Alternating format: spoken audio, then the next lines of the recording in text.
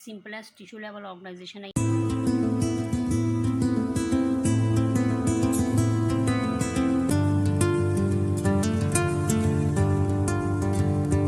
अस्सलाम वालेकुम स्टूडेंट्स, आज हम एनिमल डाइवर्सिटी इनवर्टिब्रेट्स का फर्स्ट चैप्टर स्टार्ट कर रहे हैं।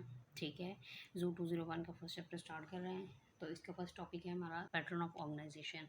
तो बेसिकली ऑर्गेनाइजेशन क्या होती है कि ऑर्गेनिजम्स किस तरह बने हैं, उनमें क्या क्या उनका ऑर्गेनाइजेशन पैटर्न है, वो किस तरह की उनकी कैरेक्टरिस्टिक्स हैं, कैरेक्टरिस्टिक्स के बेस पे ऑर्गेनिजम्स की क्या क्लासिफिकेशन है, हम इन सब चीज़ों को पढ़ेंगे। तो सबसे पहले इंपॉर्टेंट दो टर्म्स हैं हमारे पास, सिमेट्री और एसिमेट्री। सिमेट्री वो होती है कि सिमेट्रिकल ऑर्गेनिजम्स वो होते हैं जिनके अंदर एक सेंट्रल पॉइंट होता है और उनकी बॉडी जो है वो एक सेंट्रल पॉइंट के गिर्द अरेंज होती है। ठीक है, कि उनकी बॉडी के जो पार्ट्स होते हैं वो एक सेंट्रल पॉइंट स्पेसिफिक होता है जिसके गिर्द अरेंज होते हैं। ठीक है, अब एसिमेट्री क्या होती है जिसमें कोई सेंट्रल पॉइंट नहीं होता, एब्सेंस ऑफ सेंट्रल पॉइंट है। ठीक है, इसके एग्जांपल में आते हैं प्रोटिस्ट और स्पॉन्जीज। सिमेट्रिकल ऑर्गेनिजम्स हैं, उनकी टू टाइप्स हैं।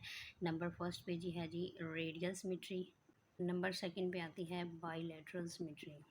ठीक है, अब रेडियल सिमेट्री क्या है कि इसमें फर्ज करें कि ये एक ऑर्गेनिज्म है, उसकी शेप इस तरह राउंड है, तो ये इसका सेंट्रल पॉइंट है। इस सेंट्रल पॉइंट से हम ऑर्गेनिज्म को किसी भी मिरर इमेजेस पे, मेरे इमेजिनरी लाइन से हम इनकी इमेजिनेशन में हम किसी भी पॉइंट पे कट कर सकते हैं, तो उसकी बॉडी के पार्ट्स इक्वली डिवाइडेड होंगे। ठीक है, तो ये होती है रेडियल सिमेट्री जिसमें एक सेंट्रल पॉइंट होता है। ठीक है, जिसके कि सारी बॉडी के पार्ट्स जो है वो इवनली जो है वो डिस्ट्रीब्यूट होते हैं, इक्वली जो है डिस्ट्रीब्यूटेड होते हैं। उसके बाद जी सेकंड है बाईलेटरल सिमेट्री। बाईलेटरल का मतलब है, बाई का मतलब होता है टू, तो बाईलेटरल सिमेट्री के इसमें हम उसको लेटरल मतलब साइड्स यानी कि टू साइड्स में हम इसको जो है वो इस सिमेट्री में ऑर्गेनिज्म को इमेजिनरी लाइन में कट कर सकते हैं। जैसे फर्ज करें ये एक ऑर्गेनिज्म है, ठीक है, इसको ये इनकी बॉडी बाईलेटरल सिमेट्री वाले जो ऑर्गेनिज्म होते हैं उनकी बॉडी इलोंगेटेड होती है, तो इसको हम जो है वो इस तरह टू इमेजिनरी लाइंस, एक इमेजिनरी लाइन से इनको टू इक्वल हाफ्स में कट कर सकते हैं, तो ये होती है बायलैटरल सिमेट्री।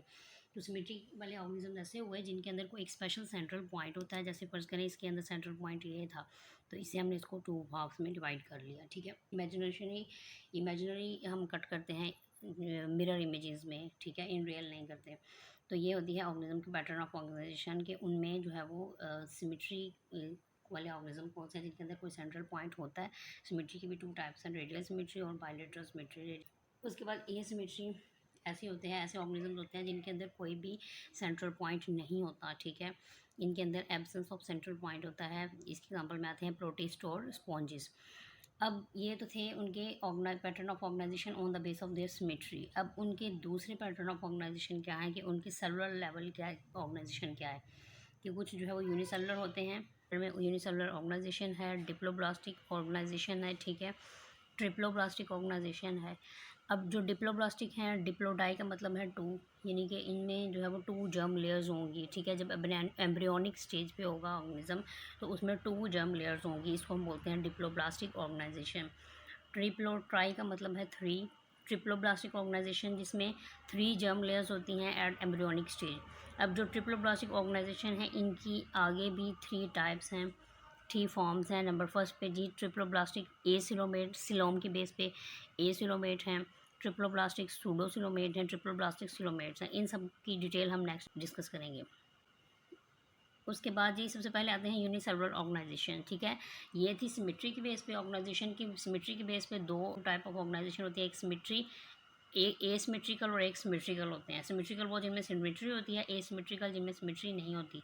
दूसरा जी इनकी ऑर्गेनाइजेशन का पैटर्न दूसरा ये है कि वो सेलुलर बेस पे होती है। सबसे पहले यूनिसेलुलर ऑर्गेनाइजेशन है, फिर डिप्लोब्लास्टिक ऑर्गेनाइजेशन है, फिर ट्रिप्लोब्लास्टिक ऑर्गेनाइजेशन है। यूनिसेलुलर ऑर्गेनाइजेशन के बारे में बात करते हैं कि इसमें जो होल ऑर्गेनिज्म होता है वो एक सिंगल सेल पर मुश्तमिल होता है। ठीक है, यानी कि इन ऑर्गेनिज्म को हम सिंगल सेल्ड भी बोलते हैं और इनको हम साइटोप्लाज्मिक भी बोलते हैं, कि सेल के अंदर जो है वो साइटोप्लाज्म है, फ्लूइड है, ठीक है, जिसने सारी जो है वो इनकी कैरेक्टरिस्टिक्स को कंट्रोल करना होता है। ठीक है,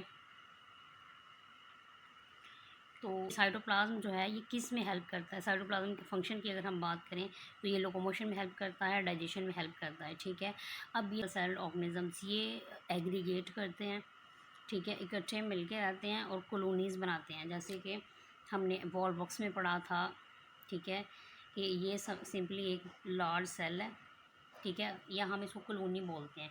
ये एक कॉलोनी है, ठीक है। तो इस कॉलोनी के अंदर ये बड़े बड़े सेल्स की एग्रीगेशन है। इनके अंदर यूनिसेलुलर ऑर्गेनिज्म जो है, अलॉट ऑफ यूनिसेलुलर ऑर्गेनिज्म जो है वो इनके अंदर रह रहे हैं, ठीक है। ये क्या है जी, वॉलबॉक्स की कॉलोनी, ठीक है। इसकी एग्जांपल मैंने आपको सिर्फ समझाने के लिए बताई है कि वॉलबॉक्स की कॉलोनी में जितने भी सेल्स होते हैं वो सारे एग्रीगेट करके रहते हैं, ठीक है। उसके बाद जी सेल्स जो है वो एग्रीगेट करते हैं और कॉलोनीज की फॉर्मेशन करते हैं।